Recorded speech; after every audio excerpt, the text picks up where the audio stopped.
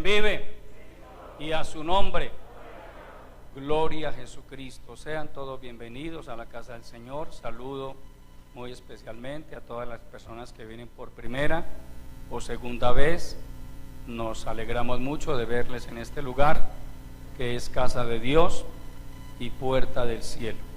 Saludo también a todos los que están participando del culto a través de nuestro canal Refugio para el Alma TV, donde quiera que se encuentren acá en Colombia o en cualquier lugar del mundo. Deseamos que el Señor bendiga sus vidas, que sean edificados a través de la enseñanza de su bendita palabra. Saludo a nuestro hermano Felipe Quintero, a su esposa, obreros del Señor que están sirviendo allí en el municipio de Toledo. Amén. Allí están los hermanos al frente de la iglesia. Hay una preciosa congregación allí en ese municipio. He tenido la bendición, el privilegio de ir en algunas ocasiones a visitar la iglesia en esa región del norte de Antioquia, y sé que la obra allí está avanzando y que Dios está bendiciendo a nuestros hermanos también allí. Nos alegramos mucho por ello. Para quienes no conocen al hermano Felipe y a su esposa, y los hermanos salieron de este lugar hace ya algún tiempo a servir a Dios de tiempo completo en su bendita obra. Aleluya. Voy a pedirles, amados hermanos, que estén puestos en pie y que abran sus Biblias en el Evangelio según San Juan, en el capítulo 14.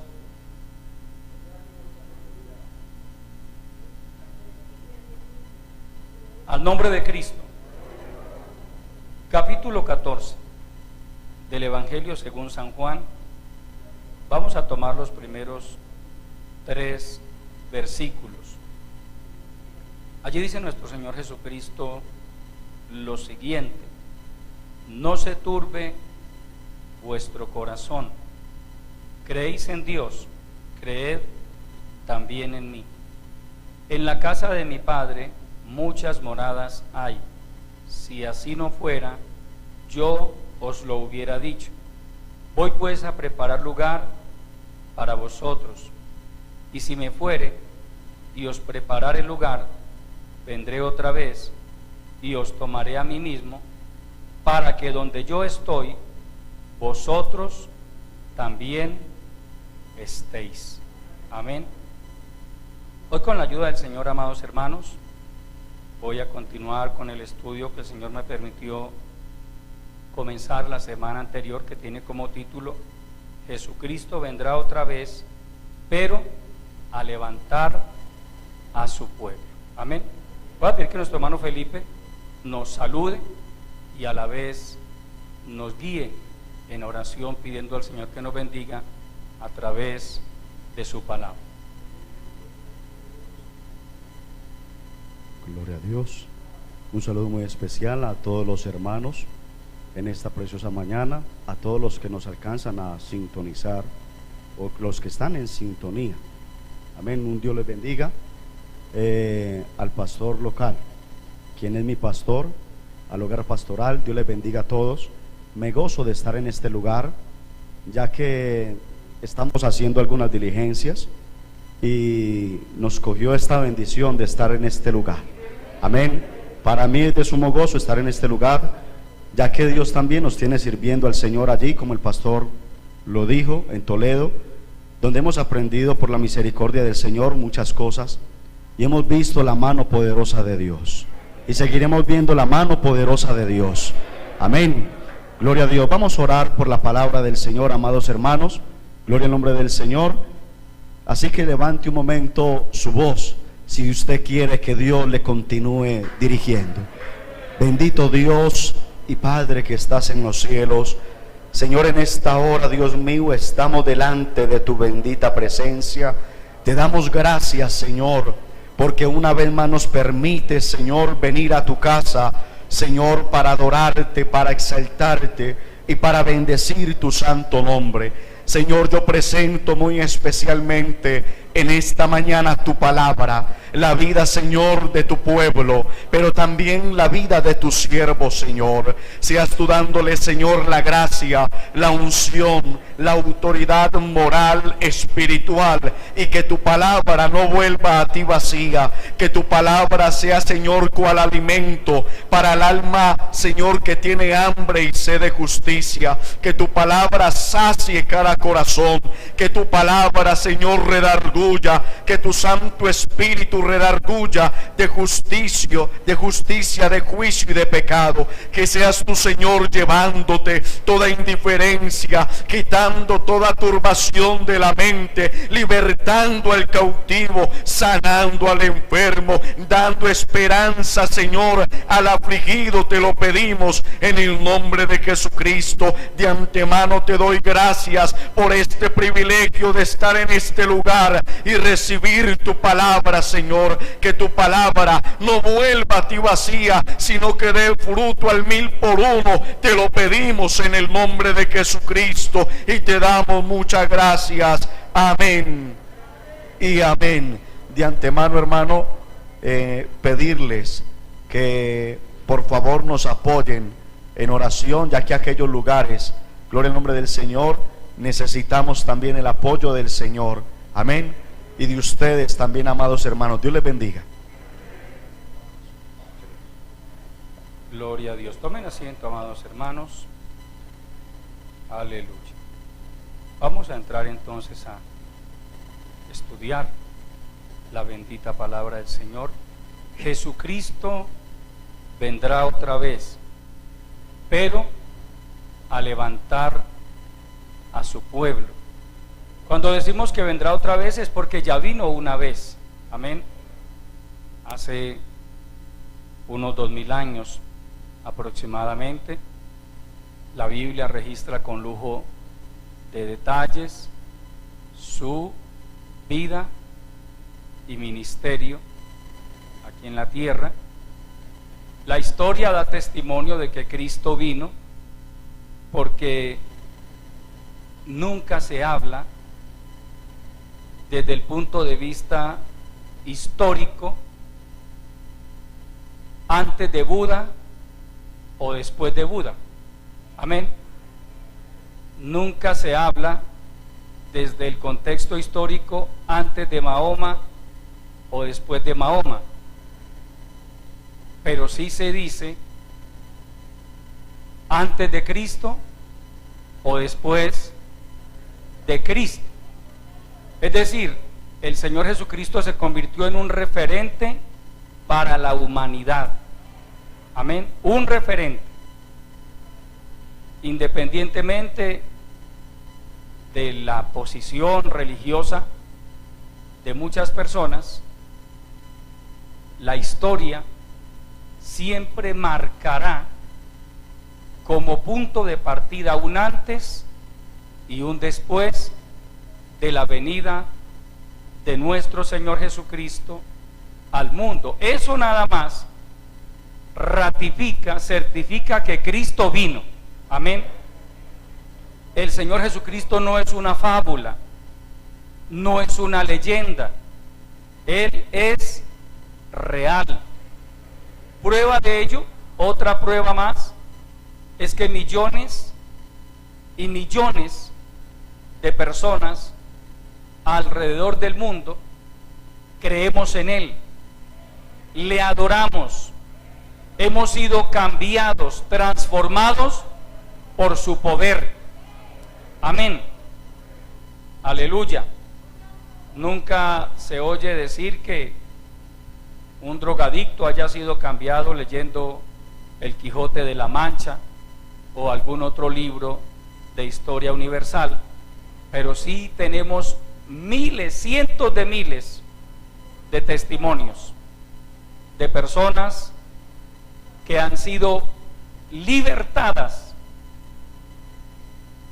de brujería, hechicería, de las drogas, del alcohol, del crimen, de la locura también. Amén. Pongamos los celulares en silencio, por favor, amados hermanos. Recuerden que estamos en el culto. En esa parte sí les pido que me disculpen, pero es muy importante que seamos reverentes. Cuando uno está en el culto, el celular está en silencio. En mi caso, nunca traigo el celular aquí al altar. Cuando yo estoy predicando, mi celular está por allá guardado. Si alguien me llama, pues ahorita con la ayuda de Dios le responderé la llamada.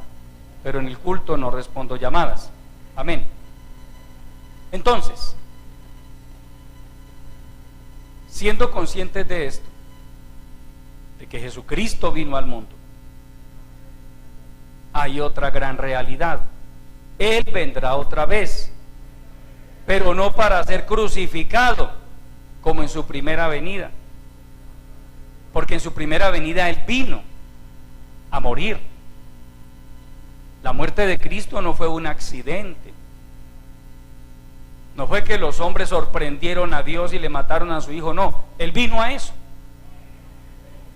Recordarán el estudio del domingo anterior que hablamos acerca de la profecía de las 70 semanas, y dice que al finalizar la semana 69 se quitará la vida al Mesías. Él venía a morir. A Isaías se le revela también con lujo de detalles la muerte y resurrección posterior, resurrección de nuestro Señor Jesucristo.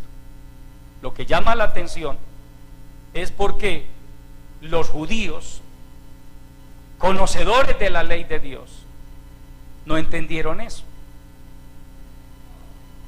Porque usted lee los evangelios y se encuentra un pueblo judío continuamente rechazando al Señor Jesucristo a pesar de las señales que hacía. Amén. Ningún otro profeta en la antigüedad hizo las señales que el Señor Jesucristo hizo. Y hubo profetas de una estatura espiritual impresionante, el mismo Moisés, un Elías, un Eliseo, un Daniel, un Isaías, etcétera. Pero nunca, hermano, hubo un hombre con un ministerio como el del Señor Jesucristo. Sin embargo, ellos lo rechazaron, los judíos lo rechazaron. Cuando usted estudia un poco la historia de este pueblo judío, y hablemos después de Cristo. Antes de Cristo también habría que hablar de una cantidad de calamidades, pero hablemos solo después de Cristo. El Señor Jesucristo muere hacia el año 30, 33 de nuestra época, y unos 40 años después, en el año 70 de nuestra era, la ciudad de Jerusalén fue destruida y consumida por el fuego. El templo fue destruido. Flavio Josefo, historiador judío, que fue testigo presencial de la toma de Jerusalén, porque la toma de Jerusalén duró desde el año 66 hasta el año 70, fueron 4 años, año 66 hasta el año 70. ¿Por qué 4 años? Porque Jerusalén estaba rodeada de unos muros muy fuertes, unas murallas muy sólidas, y a los romanos les tomó 4 años, con todo y ser el imperio más poderoso de la tierra en ese momento, les tomó 4 años poder derribar las murallas y hacer todo el daño que hicieron. Flavio Josefo dice que murieron alrededor de 1.100.000 judíos en ese asedio de 4 años. Los judíos son esparcidos por el mundo, y el pueblo, o mejor, la nación de Israel dejó de ser nación hasta que en el 14 de mayo del año de 1948 la ONU, a través de una resolución, o mejor, retrocedo un poco, 29 de mayo del año de 1947, la ONU reconoce a Israel como nación. No existía esa nación. Durante más de 1800 años los judíos rodaron por el mundo.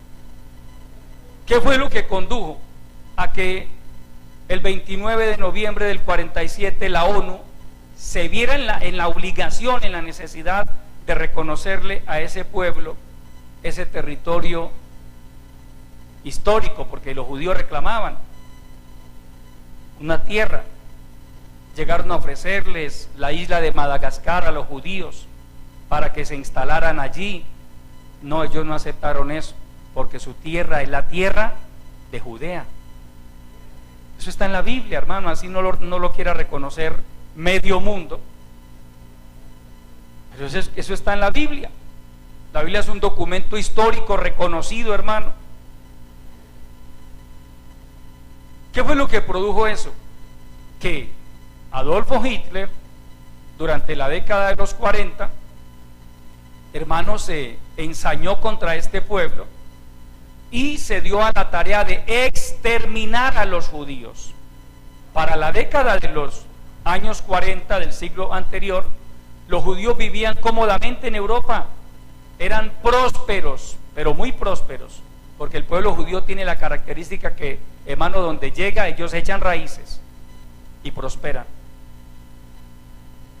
Pero a comienzos del siglo XX se despertó un sentimiento antisemita, un sentimiento de odio hacia el pueblo judío.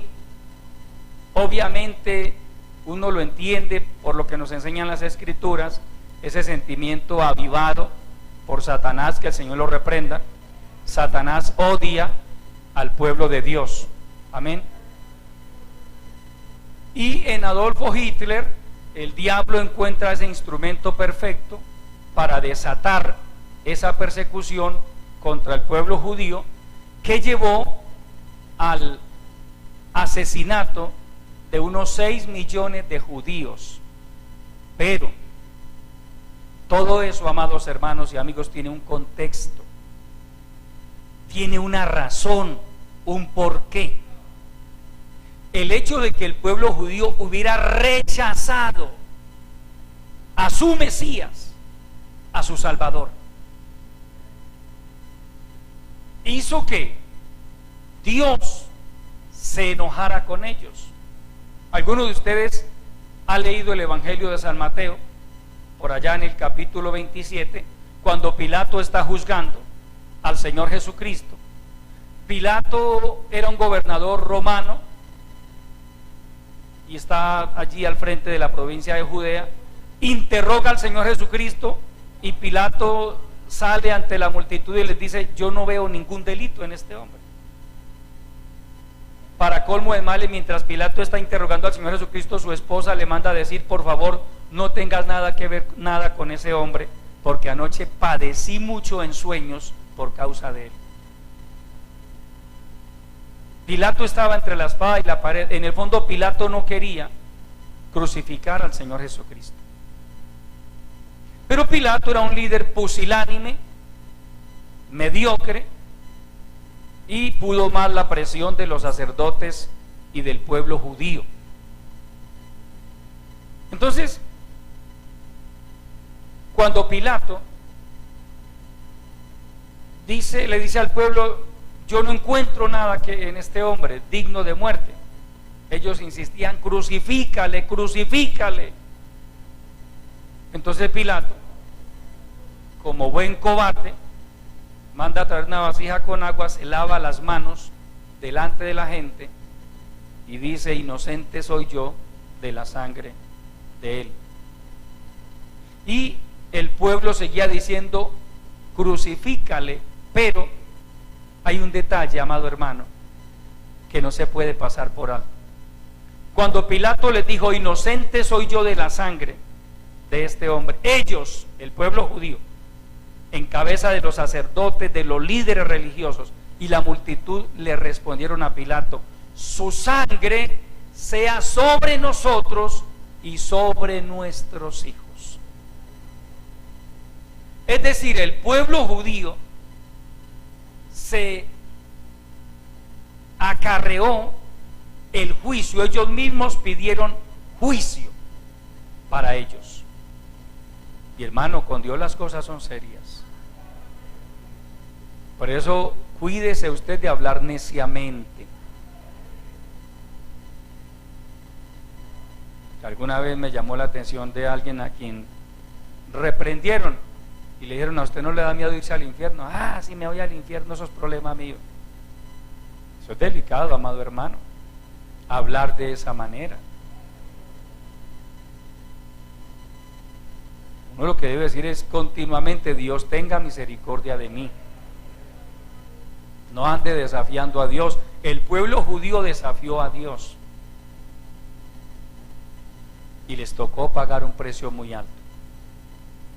Hoy, porque Pablo dice en su primera carta a los Corintios que ese pueblo, hasta el día de hoy, por causa de la iglesia, está en enemistad con Dios. Pero por causa de los padres, es decir, por causa de Abraham, de Isaac y de Jacob, los padres biológicos de Israel, son amados. Entonces Dios no ha terminado su propósito con Israel. Culminar la semana 69 con la aparición del Mesías y con la muerte de Cristo significó un cese en el trato de Dios con ese pueblo. Pero falta una semana. Recuerden lo que leímos en Daniel 9:27, y por otra semana confirmará su pacto con el pueblo. Pero a la mitad de la semana hará cesar el sacrificio y la ofrenda. Por otra semana, es la que se conoce como la semana 70 de Daniel. Dicho de otra manera, cuando la iglesia sea arrebatada al cielo, que es, digamos, el tema central de este estudio, se reactivarán los tratos de Dios con Israel. Pero como les decía, Pablo dice que ese pueblo es amado a pesar de lo que son. Recuerde que en el ámbito familiar siempre se dice que el hijo más calavera de la familia es el que la mamá más quiere, ¿cierto? Y en el fondo no es el que la mamá más quiera, ella quiere a todos sus hijos, pero el más calavera es el que más le duele, es el que más le preocupa. Ella sabe que los hijos juiciosos están bien, pero ese que está por allá haciendo tantas cosas es el que más le duele a esa mamá. Pues permítame decirles de alguna manera, pareciera que Israel es el hijo calavera de Dios. Es que a través de la historia ese pueblo le ha dado problemas a Dios. A través del profeta Isaías, Dios dice todo el día, pero hablando de toda la historia: extendí mis manos a un pueblo rebelde y contradictorio. Sin embargo, Dios ama a su pueblo, ese es su pueblo, Él los escogió. Y como Dios es fiel a su palabra, lo que marca la diferencia con ese pueblo es que son descendientes de Abraham, el padre de la fe. Al nombre de Cristo. Entonces, Dios, para poder reactivar sus tratos con Israel, tenía que permitirle nuevamente ser nación. Recuerden, les dije, hasta la década de los 40, Israel no existía como nación, desapareció. Si usted fuera a buscar en un mapamundi, año 1940, 1942, 1945, 1946, a Israel en ese mapa no lo encontraría, porque no existía. Es en el año de 1947, después de que termina la Segunda Guerra Mundial y de que para el holocausto nazi, que la ONU se ve en la necesidad de reconocerle a ese pueblo un pedazo de tierra. No se lo reconocieron completamente porque allí hay otro pueblo, los palestinos, que ellos alegan que esa es su tierra, pero aquí hay un documento histórico, porque es que esto es un documento histórico, amado hermano. Esto no se escribió ayer, amén. Esto no salió de una notaría por aquí en Medellín hace 2 o 3 años. Aquí hay un documento, el Antiguo Testamento es un documento con más de 3.400 años de antigüedad. El Pentateuco tiene más de 3.400 años de antigüedad. El último libro en escribirse del Antiguo Testamento, el libro del profeta Malaquías, se escribió 400 años antes de Cristo. Es decir, solo el libro de Malaquías tiene más de 2.400 años de antigüedad. Y la arqueología se ha encargado de demostrar que los escritos del Antiguo Testamento son reales, son veraces. Amén. Y este documento llamado Antiguo Testamento dice que Dios le entregó a su pueblo esa tierra que miles de años atrás se conoció como la tierra de Canaán. El nombre de tierra de Palestina se lo pusieron fue los romanos. El término Palestina no aparece en la Biblia, porque se lo pusieron fue los romanos, con el ánimo como de hacer un lavado de cerebro, de borrar de la memoria de los judíos esa tierra. Pero no, amado hermano, el pueblo judío tiene eso, a pesar de ser, permítame el término, cabeciduros, rebeldes, testarudos con Dios, pero ellos su tierra, su patria, hermano, la llevan en el corazón. Entonces Dios permite que las Naciones Unidas se vean en la necesidad de reconocer ese pedazo de tierra que le dieron en 1947, y el 14 de mayo de 1948 el primer ministro israelí David Ben Gurión proclama el nacimiento de el nuevo Estado de Israel.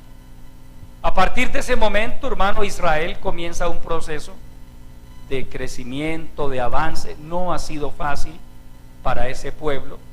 Sin embargo, uno ve la providencia de Dios sobre ese pueblo. Ahí están. ¿Por qué? Porque, hermano, le guste al que le guste, es el pueblo de Dios. Amén. Dios va a tratar con ellos. A Israel le falta todavía una prueba, que es la semana 70 de Daniel. Porque Pablo dice en 1 Corintios capítulo 11 que Dios tiene un propósito con ese pueblo. Y durante la gran tribulación, Satanás se va a levantar con furia contra ese pueblo a través del anticristo, pero la palabra dice que Dios tiene un lugar preparado en el desierto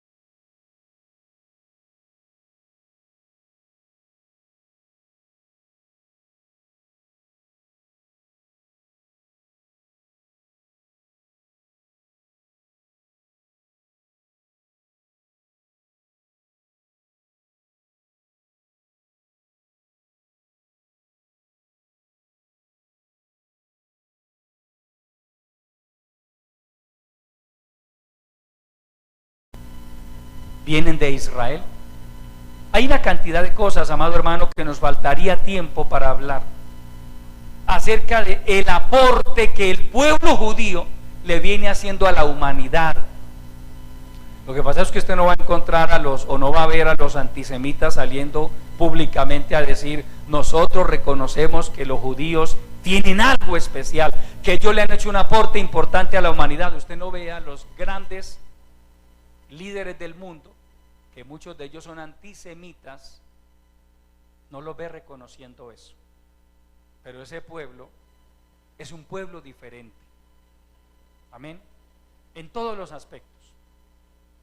Y como les decía, desde el año 1948 hacia acá, Dios ha mostrado su providencia hacia ese pueblo.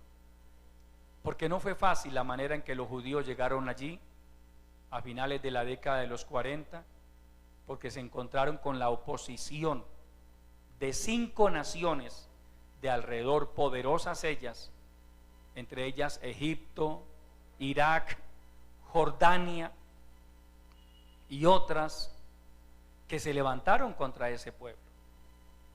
Pero Dios les dio la victoria. Han tenido que pelear guerras tremendas. La guerra de la independencia, año de 1948, la guerra de los 6 días, la guerra del Yom Kippur. Es decir, ese pueblo todo el tiempo ha tenido que estar en guerra, porque sus enemigos de alrededor, hermanos, los odian. Tal vez algunos de ustedes han escuchado a los ayatolas iraníes prometiendo destruir a Israel. Han prometido destruir a Israel. Pero es que hay una promesa en la Biblia, amado hermano, es que la Biblia es real. Es todo lo lindo de la palabra, hermano, que la Biblia es real. Dios le dijo a Abraham: a esa descendencia tuya, a esos hijos tuyos, a esa nación que yo voy a levantar, que va a proceder de ti, el que la bendijere será bendito, y al que la maldijere yo lo maldeciré.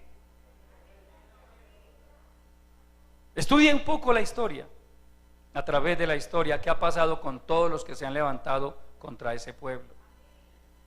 Y solamente hablemos un poco de historia contemporánea. Hace algunos años, al señor Hugo Chávez le dio por decir, en medio de su soberbia, su orgullo, porque el tipo, algunos de ustedes lo llegaron a observar o a escuchar, era bastante orgulloso, y le dio por decir: Israel, te maldigo desde lo profundo de mis entrañas. Ay, hermano, por Dios. Pues en lo profundo de las entrañas le dio un cáncer que ni los médicos cubanos donde se fue a meter allá pudieron hacer nada por él. El que se meta con Israel, hermano, va perdido. Va perdido. Porque hay una promesa. Mire lo que es, hermano, la palabra de Dios. A Israel ha querido destruirlo medio mundo, pero no han podido y no podrán. Usted, si estudiara un poco de historia, hermano, y se pusiera a investigar por otras culturas de la antigüedad, hoy no están. Usted se pusiera a investigar, por ejemplo, a preguntar por los asirios. Fueron un imperio en su momento. ¿Dónde están los asirios? Hoy no están. Los hititas en su momento fueron un imperio. Hoy no están. Culturas han desaparecido de la faz de la tierra. Israel, con todo y que ha habido imperios que han querido aplastarlo, que han querido destruirlo, no han podido y no van a poder. Amén. Porque la mano de Dios está sobre ese pueblo. Sin embargo, cuando Dios ha tenido que castigarlo, los ha castigado. Cuando Dios ha tenido, porque recuerde que en Proverbios dice, Dios dice: yo amo y reprendo, yo reprendo a los que amo. Amén. Y Dios ama a ese pueblo, y por eso los ha tenido que castigar y los ha tenido que reprender. Entonces, nuestro Señor Jesucristo viene de allá. Él es de origen judío. Vino a este mundo. Él sabía que venía. Él venía a predicar el evangelio, las buenas nuevas de salvación, pero él tenía que sellar su ministerio con la muerte en la cruz. Estaba escrito. De la única manera, amado hermano, que podía haber redención para la humanidad era por medio de la sangre del Señor Jesucristo, del Hijo de Dios. Amén. Él muchas veces les dijo a los judíos: yo tengo que morir, a mí me van a matar, a mí me van a crucificar, al tercer día voy a resucitar. Por eso le digo, a él no lo sorprendió la muerte, porque murió muy joven, 33 años. Pero sus 3 años y medio de ministerio fueron suficientes para hacer todo lo que hizo y para impactar al mundo de ahí en adelante. Entonces es importante, amados hermanos y amigos, que nosotros tengamos claro, como cristianos, de dónde venimos y para dónde vamos. ¿Por qué yo soy cristiano? Yo no puedo responder porque sí. No. Porque usted y yo tuvimos religión, estoy hablando de los cristianos evangélicos. Antes de conocer al Señor teníamos religión.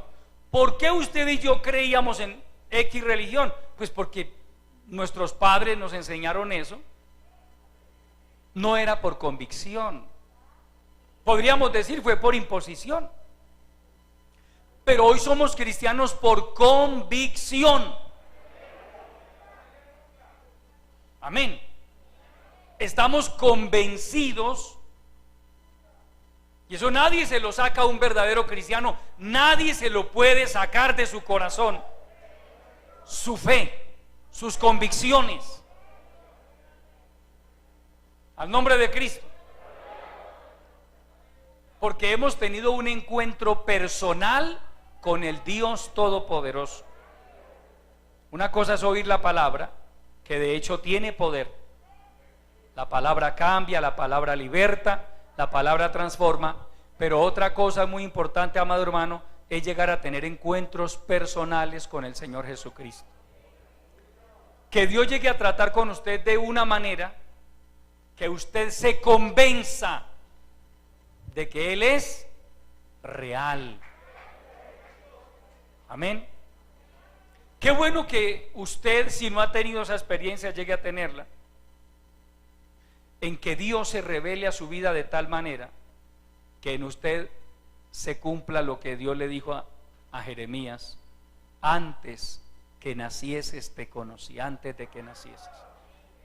Desde que estabas en el vientre de tu madre te santifiqué, te di por profeta a las naciones. Antes de que nacieses, hermano, Dios nos conocía a usted y a mí. Antes de que naciéramos, Dios sabía cómo nos íbamos a llamar. Usted no es un accidente en el mundo, amado hermano, amigo. Usted y yo no nacimos en el momento equivocado de la historia, nacimos en el momento en que Dios lo permitió.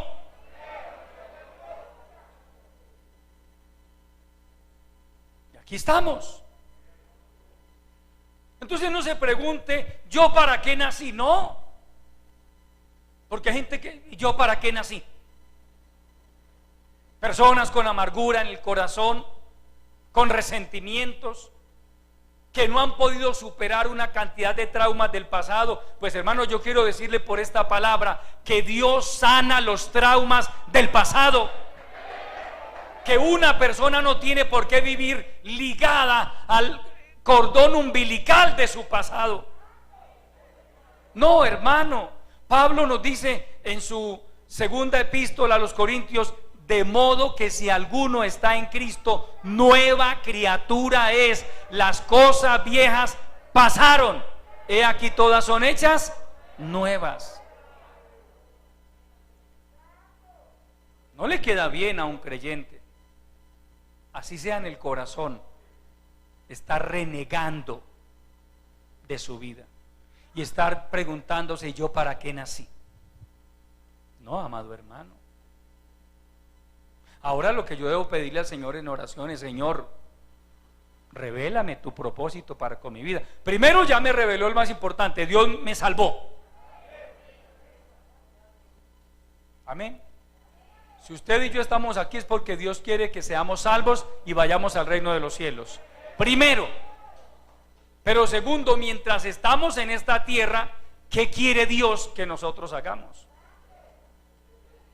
Sería bueno que usted se preguntara eso. Que Dios no lo llamó a usted, permítame utilizar esta expresión, a hacer bulto en la iglesia.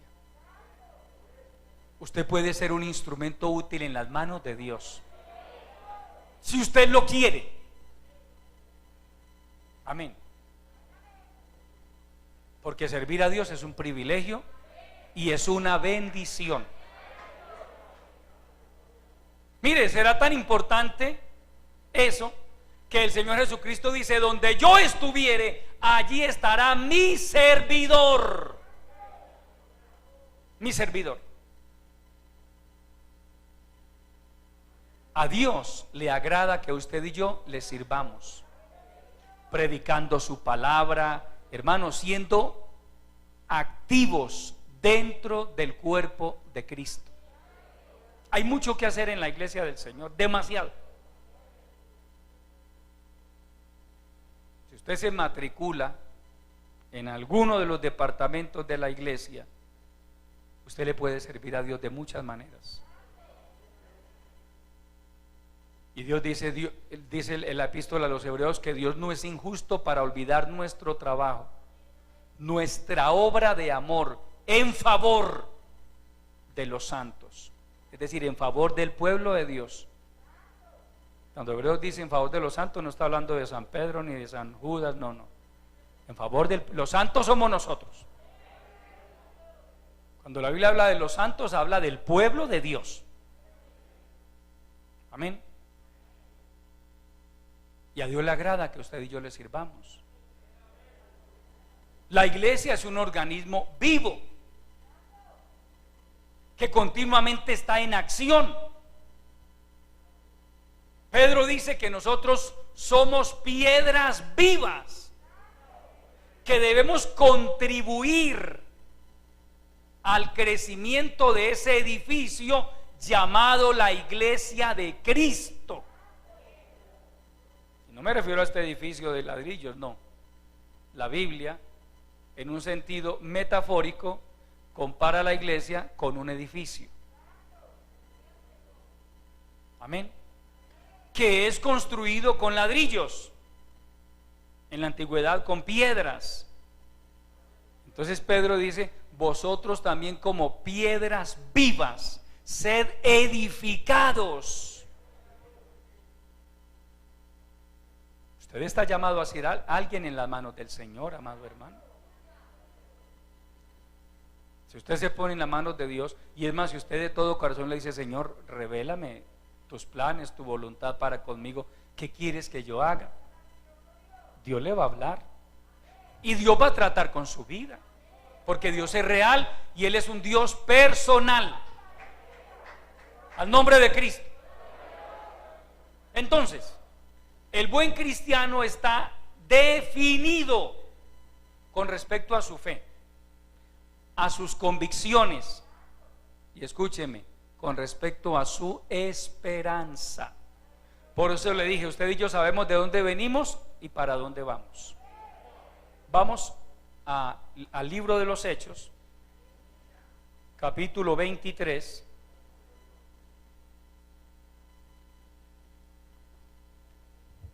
Gloria a Jesucristo. Capítulo 23 del libro de los Hechos de los Apóstoles. Aleluya. Vamos a leer el verso 6. Entonces Pablo, notando que una parte era de saduceos y otra de fariseos, alzó la voz en el concilio: varones hermanos, yo soy fariseo, hijo de fariseo. Acerca de la esperanza y de la resurrección de los muertos se me juzga. Ojo con esa frase. Acerca de la esperanza y de la resurrección de los muertos se me juzga. Capítulo 24 de este mismo libro. Aleluya. Verso 15. Mira lo que dice el apóstol. Teniendo esperanza en Dios, la cual ellos, los judíos, también abrigan, de que ha de haber resurrección de los muertos, así de justos como de injustos. Pare un momento ahí, hermano. Vamos a detenernos un momento en este tema, por favor. Teniendo esperanza. Si algo han tenido los judíos a través de la historia, es la esperanza de la resurrección de los muertos. Usted lee el Antiguo Testamento y ahí está, hermano. David dice, él estaba convencido de que Dios no dejaría su alma en el Hades. Su alma. Amén. Y si estudiamos el Antiguo Testamento, a Daniel Dios le revela de que en lo postrero de los tiempos, muchos de los que duermen en el polvo serían despertados, unos para confusión perpetua, pero otros para salvación eterna. Pablo le está diciendo aquí a este concilio de Jerusalén que él, como la mayoría de los judíos, albergaba la esperanza, oígase bien, la esperanza de la resurrección de los muertos. No hay que tener ni un 1% de ministerio profético para que a usted, o mejor, permítame, para yo decirle a cada uno de ustedes que se van a morir, ¿cierto? No hay que ser profeta en lo más mínimo. Desde muy pequeñitos aprendimos eso. La gente nace, crece, algunos se reproducen, no todos, y se muere. Amén. Se muere. ¿Por qué? Porque así lo dice la palabra. Y de la manera que está establecido para los hombres que mueran, eso lo estableció Dios, hermano. Eso no lo estableció la ONU, ni la OMS, eso lo estableció Dios. Que los hombres mueran una vez. Nos guste o no la idea de la muerte, hay que morir. La única excepción a la norma, la única, porque hay una excepción, es el arrebatamiento de la iglesia, que es el tema que con la ayuda del Señor vamos a ir desarrollando, que está dentro de lo posible que usted y yo participemos del rapto de la iglesia. Eso está dentro yo lo creo, porque es la palabra de Dios, amado hermano. Es la única. Pero si de aquí a 10, 15, 20, 30 años Cristo no hubiera venido por la iglesia, que en lo personal me atrevo a pensar que Él ya no se va a demorar tanto tiempo. No puedo afirmar, pero me atrevo a pensar que Él no se va a demorar tanto tiempo. Pero si de aquí a eso usted y yo estuviéramos vivos, hermano, créame que ya de aquí a... Si usted y yo hablo de los mayorcitos aquí, porque hay muchos muchachos, Dios los bendiga, pero aquí los mayorcitos, en 30 años, hermano, si estuviéramos vivos, hermano, estamos dando guerra para morirnos ya. ¿Sí o no? Ya usted con 75, 80 o más años, hermano, ya la familia, ay Señor, llévatelo, Dios mío, a tu presencia. Sí, porque ya el pobre viejito, hermano, ya es mejor que se vaya a descansar. ¿Sí? Esa es la realidad de la vida, hermano. Y a veces así en el círculo íntimo dicen, no, es mejor que ya mi mamá se vaya a descansar. Ya se cumple un ciclo. Amén. Entonces permítame, hermano, hagamos el ejercicio. Vamos a suponer que usted y yo nos vamos a morir, todos nos vamos a morir. Que en 30 años Cristo no ha venido por la iglesia. Nos vamos a morir. ¿Qué sigue después de ahí? Mire, la esperanza de nosotros no puede estar fundamentada en unos ladrillos, en un solar, en un terreno. ni en una finca, ni en un carro, ni en una carrera. Porque finalmente al morir, nada de lo que usted haya logrado aquí se va a llevar. Lo que usted alcance aquí, lo que logre aquí, bueno, porque igual Dios nos hizo personas con capacidad de soñar, de aspirar, de emprender, de proyectarnos. Pero está claro que lo que usted y yo alcancemos aquí, aquí se queda, hermano. El ingeniero, aquí se quedarán sus títulos de ingeniero. El abogado, aquí se quedarán sus títulos. El médico, aquí se quedarán sus títulos.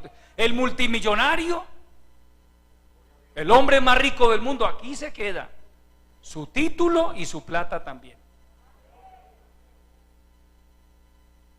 Y el mendigo, el indigente, nada tenía y pues igual tampoco nada se va a llevar.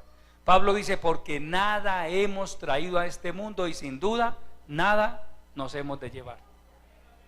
Cuando usted se muera, ni el anillo de matrimonio los casados se lo van a empacar ahí en el ataúd, ni siquiera eso. Amén.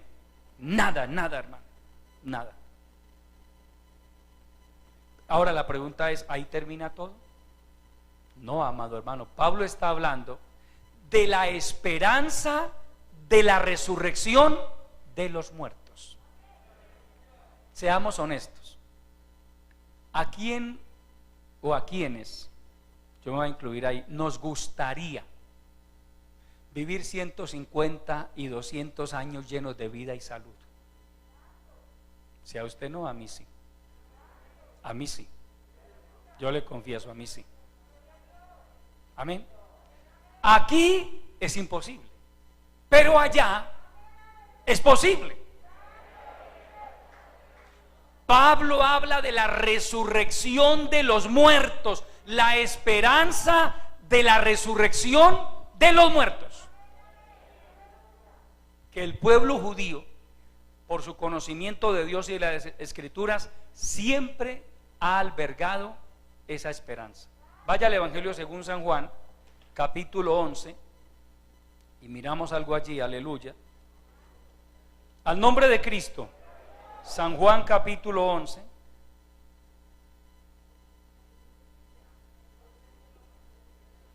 Vamos a leer desde el verso 21.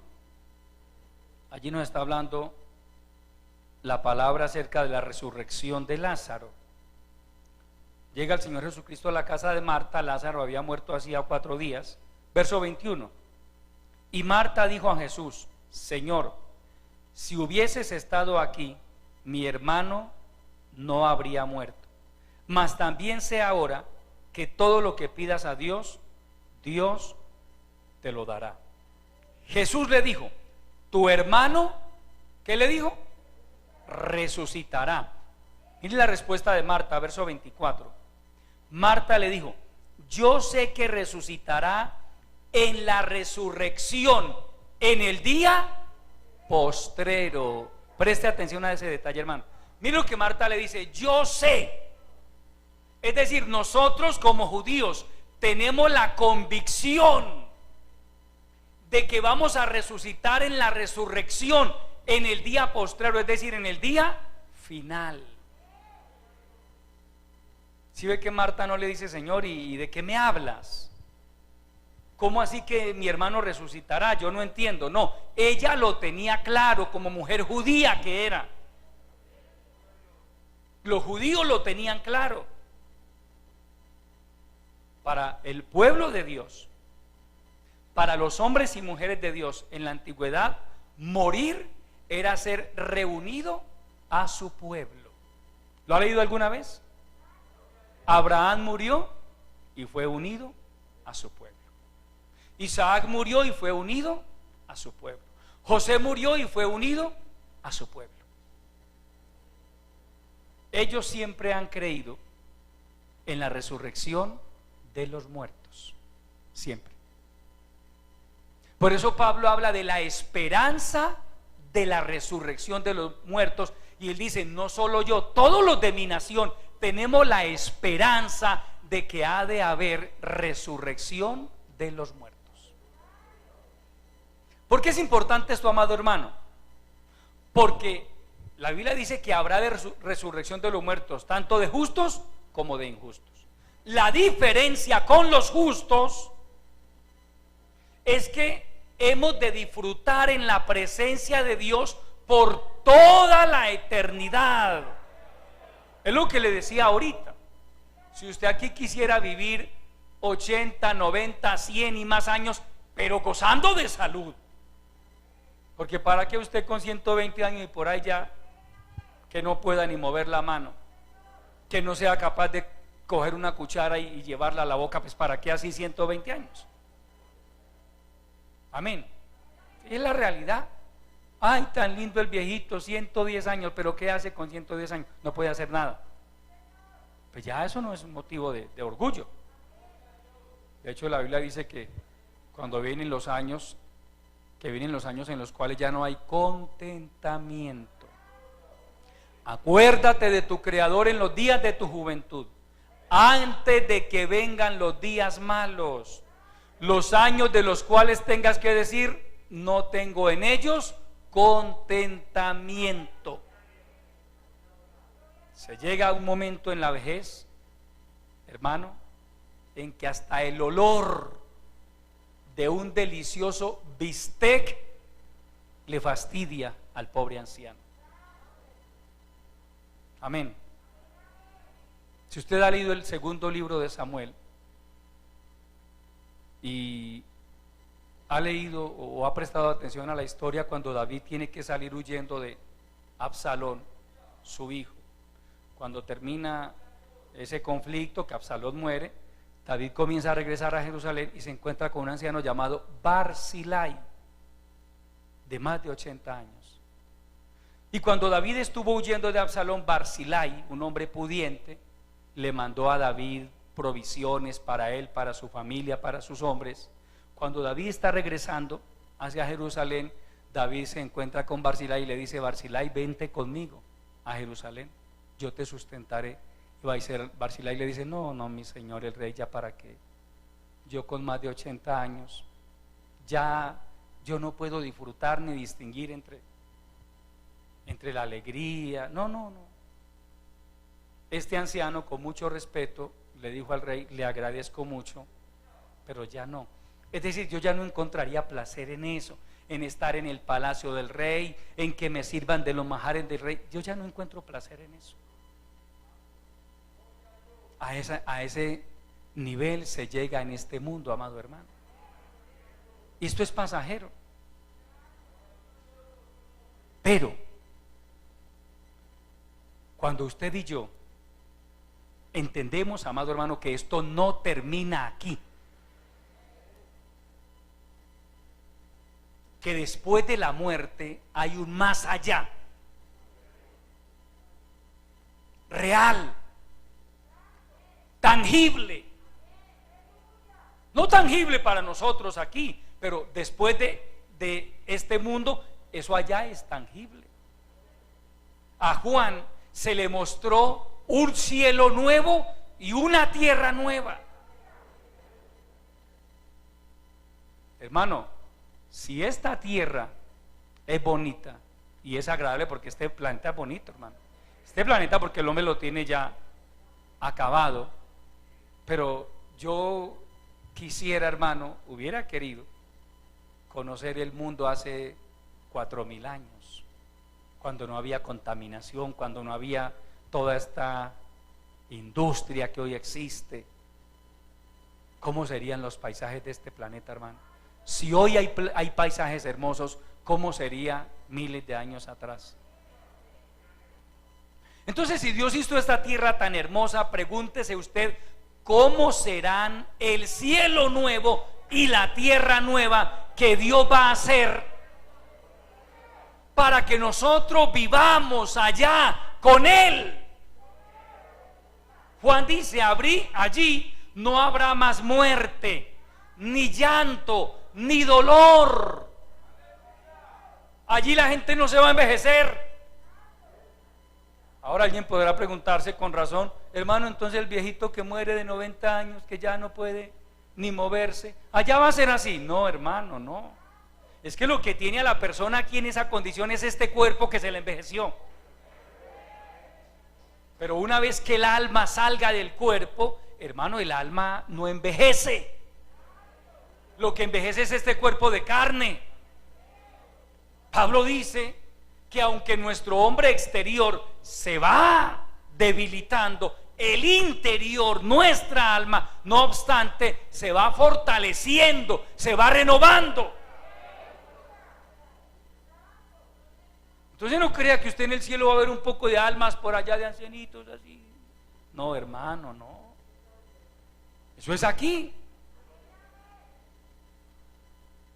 Eso es aquí. Pero el alma, una vez sale del cuerpo, así el cuerpo haya estado enfermo, envejecido, lo que sea, hermano, un alma redimida va a tener todas las facultades para gozar de la presencia de Dios, de la paz de Dios y de las bendiciones de Dios, óigase, por toda la eternidad. Amado hermano, si usted y yo hacemos el ejercicio, vale la pena, vale la pena. Créame que vale la pena privarnos en esta tierra de algunas cosas que a esta carne le agradan. Vale la pena, porque es que, hermano, es vida eterna. Ahora usted aquí puede vivir como quiera. Si usted le quiere dar rienda suelta a las pasiones de su carne, es su elección, pero sepa que un día va a morir y también va a resucitar, pero no para entrar al cielo. Vaya a Apocalipsis capítulo 20, por favor, al nombre de Cristo. Capítulo 20 del libro de Apocalipsis.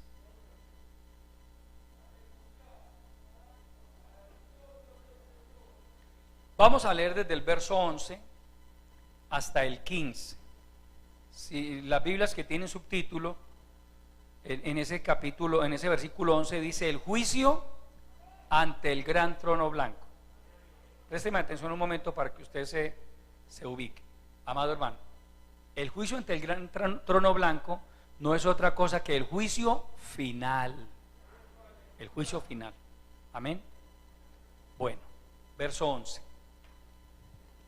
Y vi un gran trono blanco, y al que estaba sentado en él, es decir, al Dios Todopoderoso, de delante del cual huyeron la tierra y el cielo. Huyeron, esta tierra que está aquí, es decir, ahí se va a ir su casa y su carro y su finca también se van a ir. Y ningún lugar se encontró para ellos. Óigase, y vi a los muertos, grandes y pequeños, de pie ante Dios, y los libros fueron abiertos, y otro libro fue abierto, el cual es el libro de la vida, y fueron juzgados los muertos por las cosas que estaban escritas en los libros según sus obras. Y el mar entregó los muertos que había en él, y la muerte y el Hades entregaron los muertos que había en ellos, y fueron juzgados cada uno según sus obras. Y la muerte y el Hades fueron lanzados al lago de fuego. Esta es la muerte segunda. Y el que no se halló inscrito en el libro de la vida fue lanzado al lago de fuego. Mire, amado hermano, el juicio final. Tenga en cuenta esto: los verdaderos cristianos no estaremos en este juicio. Este juicio final es para la gente que se pierde, que se ha perdido. Desde Caín, el primer impío que menciona la Biblia, de ahí hacia acá, hermano, todos los que han muerto sin Cristo, cuyas almas hoy están en un lugar de tormentos que la Biblia llama el infierno, un día van a resucitar, no sus almas, porque el alma no muere, el cuerpo. Porque quien lo creyera, amado hermano y amigo. Pero el plan de Dios para el hombre incluye también al cuerpo. Por eso habrá resurrección de los muertos. Permítame, le indico algo. Cuando un cristiano muere, su alma va al paraíso. Allá está en un lugar de paz, de gozo, de reposo, de descanso. Pero para que se cumpla el proceso completo, esa alma debe esperar la resurrección de su cuerpo. Amén. Las almas de los que han muerto en Cristo hoy están en la presencia de Dios, descansando. Pero falta algo, falta la resurrección del cuerpo. ¿Cuándo va a hacer eso? Hablando de los justos, cuando Cristo venga por la iglesia. Amén. Todos los que han muerto en Cristo, hay varias resurrecciones, no voy a entrar en el tema a profundidad ahora, pero hay varias resurrecciones. La Biblia habla de dos resurrecciones: la resurrección de los justos y la resurrección de los injustos. Pero la resurrección de los justos se divide en varias etapas, o se dará en varias etapas. Está la resurrección de los muertos en Cristo, es decir, de la iglesia. Está la resurrección de los santos del Antiguo Testamento. Y estará la resurrección de todos los que mueran durante la gran tribulación sin haber aceptado la marca de la bestia. Y todas esas resurrecciones hacen parte de la primera resurrección, hablando de la resurrección de los justos. Pero la resurrección de los impíos, como les dije, desde el primer impío que menciona la Biblia hasta el último que muera cuando Cristo venga en su segunda venida, esa se producirá, esta de Apocalipsis capítulo 20 se producirá después del milenio.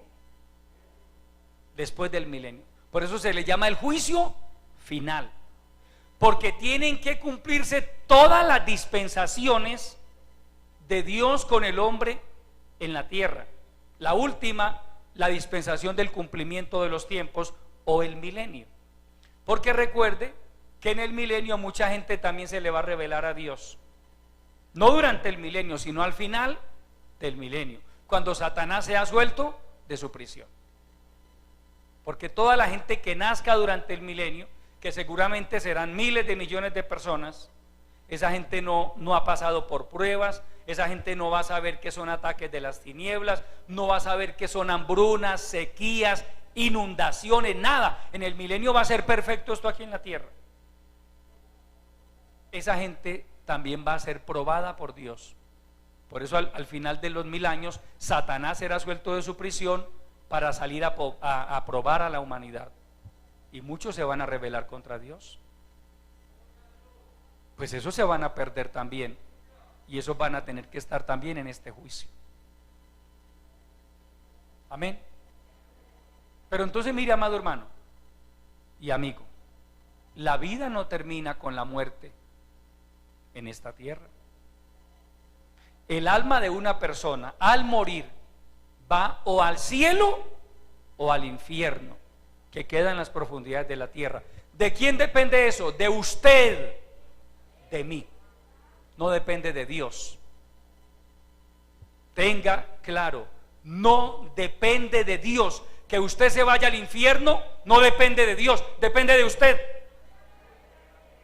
Porque no falta el que dice: es que Dios es muy bueno, Dios a mí no me va a lanzar al infierno. Dios no lanza a la gente al infierno, la gente se lanza sola al infierno. Por eso se predica la palabra, por eso se enseña la verdad, para que los hombres tomen conciencia de que deben buscar a Dios. Pero no me venga con el cuento, o por lo menos no se lo crea usted mismo, de que Dios es tan bueno que no lo va a lanzar a usted al infierno. Y es verdad, Dios no lo va a lanzar, la gente se lanza sola. Cuando la gente rechaza la gracia de Dios, Cuando la gente dice, no, yo no necesito eso del evangelio, a mí no me hablen del evangelio, yo vivo mi vida, pues vívala.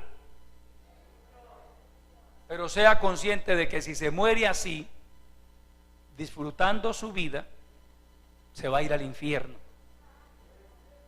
y va a tener que pasar por este evento del capítulo 20 de Apocalipsis, el juicio ante el gran trono blanco, donde, hermano, mire, Dios tiene una base de datos. La base de datos más grande del universo está en el cielo. Y allá, fulano de tal, Pepito Pérez, tendrá que decir presente, le guste o no, se haya llamado Bill Gates, se haya llamado la reina Isabel, como se haya llamado en esta tierra. Amén. Porque vi a los muertos grandes y pequeños. Los grandes no son los de 1,90 de estatura. No, los grandes son los Bill Gates, los Jeff Bezos, todos los famosos, los cantantes, los futbolistas, toda la gente de renombre en el mundo. Hablando de los contemporáneos, si hablamos de la antigüedad, los grandes, los Nabucodonosor, los faraones, los Alejandro Magno, los emperadores romanos, los ricos de la antigüedad, los grandes de la tierra. Los pobres, hermano, el resto. Eso es que a veces el nombre ni en el Sisbén aparece. ¿Sí? Esos son los pequeños.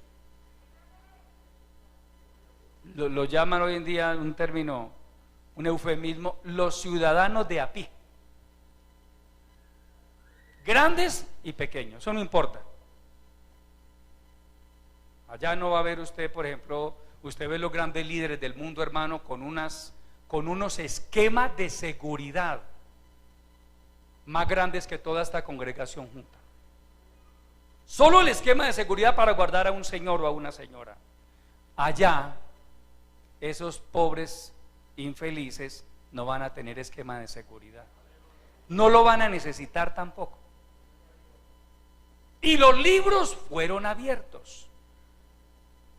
Eso enseña, hermano y amigo, que todo lo que el ser humano hace en esta tierra queda registrado en el cielo. Los libros fueron abiertos, pero también fue abierto otro libro, el cual es el libro de la vida. ¿Sabe usted, hermano, que el nombre de todo verdadero cristiano está inscrito en el libro de la vida? Por eso el Señor Jesucristo nos habla acerca de la importancia de que seamos fieles hasta la muerte, para que nuestros nombres, hablando del pueblo de Dios, nuestros nombres no sean borrados del libro de la vida. Si yo voy a la palabra, hermano, la Biblia me enseña que el nombre de un cristiano puede ser borrado del libro de la vida.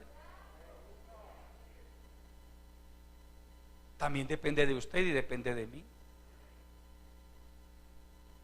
Usted y yo tenemos que luchar para que nuestro nombre permanezca inscrito en el libro de la vida.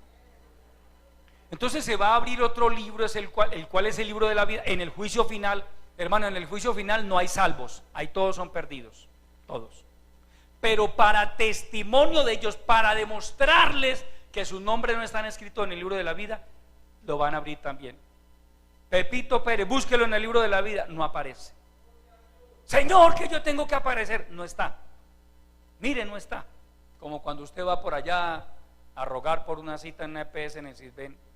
No, y le dicen, usted no está activo. Sí, y la funcionaria le voltea la pantalla del monitor y le dice, mire, vea, no aparece.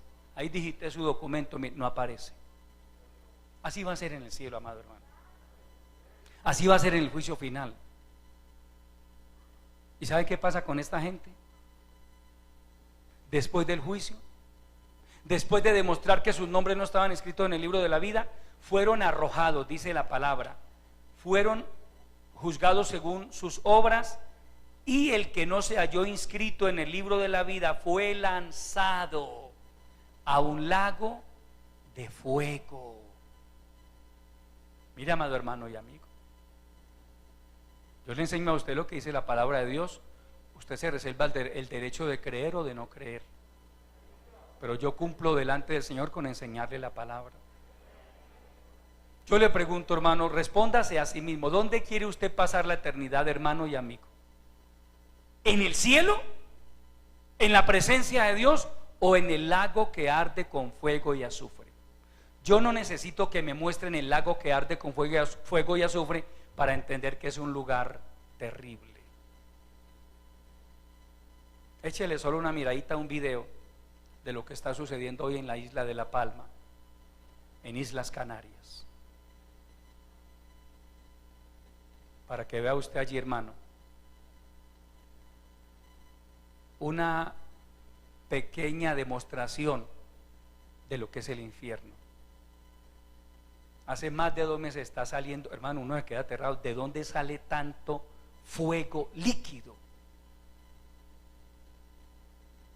Calculan los expertos que el volcán ya ha botado más de 10.000 toneladas de material piroplástico.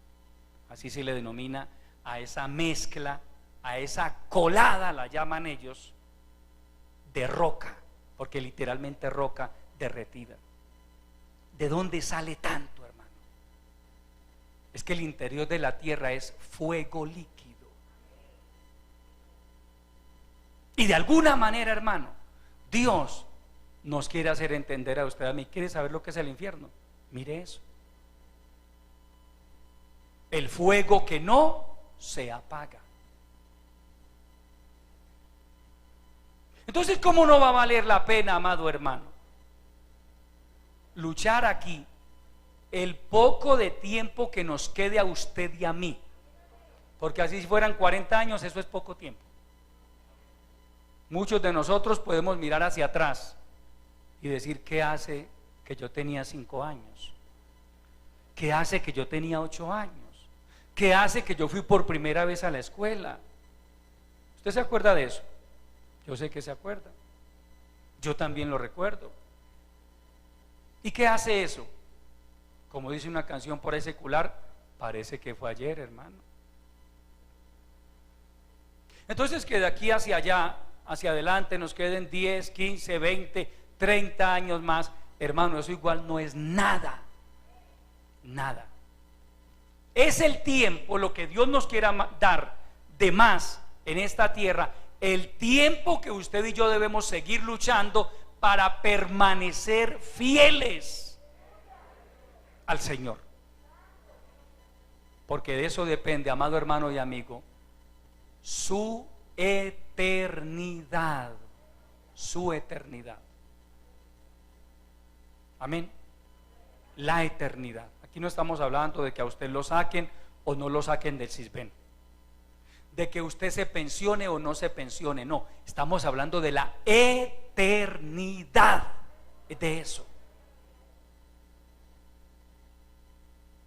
Entonces, cuando uno mira la palabra y permite que el Espíritu Santo le haga entender lo que es la brevedad del hombre en esta tierra, hermano, por más cosas que el diablo le ofrezca a usted o me ofrezca a mí, es mejor mantener la mirada en el Señor Jesucristo, porque Él nos dice, si me fuere, y Él se fue, Él se fue,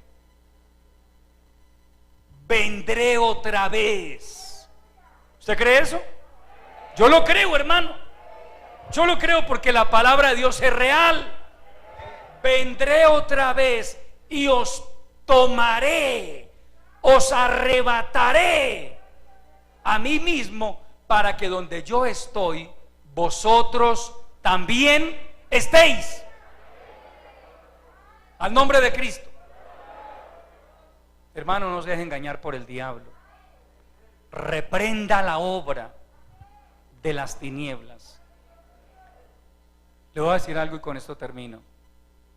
He reflexionado un poco. Me escribía alguien de otro país que por la gracia del Señor ha visto las predicaciones, y esta persona, desafortunadamente, siendo cristiano, le dio por ir a revolcarse en el pecado, hermano, y esa persona está viviendo una situación tan terrible, hermano, atormentada por los demonios. Y yo he tratado de orientarle así, por escrito o con audios, pero veo la angustia en esa persona. Y eso me ha llevado a reflexionar. Mire lo que es que un cristiano, permítame utilizar este término, se dé una licencia. Porque él me decía, mire pastor, he hecho esto, he hecho aquello, pero hoy está acorralado por lo que él me dice y por lo que yo entiendo por la palabra del Señor. Está acorralado por los demonios, hermano. Lo tienen atormentado, le robaron la paz. ¿Todo por qué? Consecuencia del pecado. Esta persona, pues Dios tenga misericordia de ella y ojalá le alcance para al menos luchar por la salvación de su alma. Pero por lo que me ha dicho, hermano, noto en esa persona la agonía tan terrible que está sufriendo, y ella misma me testifica de que fue alguien llena del Espíritu Santo, fue una persona en su momento llena del Espíritu Santo. Dios nos guarde, amados hermanos, Dios nos guarde. Cuando Dios me permite a mí darme cuenta de esas cosas, hermano, yo reflexiono y yo digo, no vale la pena, no vale la pena, no vale la pena. Por más que usted vea las cosas tan deslumbrantes, porque el diablo, que el Señor lo reprenda, las muestra deslumbrantes. Después de disfrutar por ahí algunos raticos de placer, hermano, se le viene a la persona literalmente el infierno encima. Usted no lo ha vivido, hermano, y no se lo deseamos. Pero el que lo ha vivido, porque lo hemos escuchado y nos lo han contado, una persona que haya sido cristiana se descarría, le abre puertas al diablo y le tenga que decir a usted, pastor, veo los demonios en mi habitación, yo los veo. No busque eso, amado hermano. No trate de llegar hasta allá, porque esos mismos demonios que hoy lo están incitando a pecar contra Dios, que hoy lo están incitando a volver atrás, después de que usted dé ese paso, ellos lo van a atormentar, le van a robar la paz. Dios nos guarde. El verdadero cristiano duerme tranquilo, vive tranquilo. Yo no me tengo que, y yo sé que la mayoría de ustedes tampoco, al irnos a la cama con la preocupación, ¿será que se me aparece esta noche? No, hermano, no. La preocupación mía es que me coja la tarde, porque duermo tan bueno, hermano, que de pronto sí corro el riesgo de que me coja la tarde, hermano. Esa es mi preocupación. Pero hay gente que, hermano, como dice Marino en una de sus canciones, que de alguna manera ilustra eso. Él dice, ya llega la noche, y eso para mí es terrible, que llegue la noche. Eso que le pase a alguien que no conozca a Cristo, pero que le pase a alguien que haya sido lleno de la presencia de Dios y que por menospreciar el consejo de la palabra haya vuelto atrás. Dios tenga misericordia de esta persona de la que le estoy hablando. Pero la verdad me ha generado una profunda reflexión ese caso. Porque me dijo, hermano, mire, yo fui una persona llena del Espíritu Santo. Y hoy, hermano, está desesperada esa persona, desesperada. Yo lo orienté, le dije, métase en ayuno, métase a clamarle a Dios misericordia. ¿Qué más le digo yo? Está en otro país, no puedo decirle, venga mañana yo oro por usted, porque pues obviamente no se puede. Que Dios tenga misericordia. Pero le repito, hermano, ¿por qué traigo esto a colación? Porque eso nos debe llevar a nosotros a reflexionar. No crea que la vida de alguien que se aparta de los caminos de Dios es agradable, no, amado hermano. Es gente que la van a atormentar, literalmente los demonios la van a atormentar. Un momento de placer, que Dios nos guarde. Un momento de placer. puede convertirse en la peor desgracia de alguien que un día conoció al Señor. Por eso es mejor mantenernos fieles, amado hermano. Santiago dice, Juan en su primera carta, el mundo pasa y sus deseos, pero el que hace la voluntad de Dios permanece para siempre. Jesucristo vendrá otra vez, pero a levantar a su pueblo, no a que lo vuelvan a crucificar, a levantar a su pueblo. Póngase de pie, amado hermano. Vamos a darle gracias al Señor por el consejo de su bendita palabra. Padre eterno, te alabo, mi Señor. Te doy mil gracias por el consejo de tu palabra que has puesto en mis labios. Gracias, Señor, por esta promesa maravillosa que reposa sobre nuestras vidas. Esa certeza que tenemos de que Jesucristo vendrá por nosotros y de que ya sea que vivamos o que muramos, somos tuyos, Señor. Nuestras vidas te pertenecen a ti y nuestro destino es el reino de los cielos. Hemos de pasar la eternidad allá en tu bendita presencia, Padre. Ayúdanos a perseverar los días, los meses, los años que nos queden de vida en esta tierra. Ayúdanos a mantenernos fieles a ti, Señor, de tal manera que el día que partamos de este mundo podamos hacerlo con gozo, con alegría, para entrar al reino eterno de nuestro amado Señor y Salvador Jesucristo. Glorifica tu palabra en cada vida, yo te lo suplico. En el nombre poderoso de Jesucristo, y te doy gracias. Aleluya, salva las almas, Señor. Ten misericordia de los que aún no son salvos. Rompe las cadenas del diablo que los atan. Permite que tu Santo Espíritu les convenza de justicia, de pecado y de juicio. En el nombre de Jesucristo, yo te lo pido y te doy gracias. Quiero hacer una invitación a los amigos. Los creyentes bajan la mano, por favor. Si hay algún hermano, algún amigo, perdón, una dama, un caballero, que haya entendido la palabra y que entienda que necesita abrirle su corazón a Dios y hoy quiera entregar su vida a Jesucristo, yo quiero orar por usted. Si hay un caballero o una dama que hoy quiera entregarle su vida al Señor, levante su mano en señal de que quiere hacerlo y yo voy a hacer una oración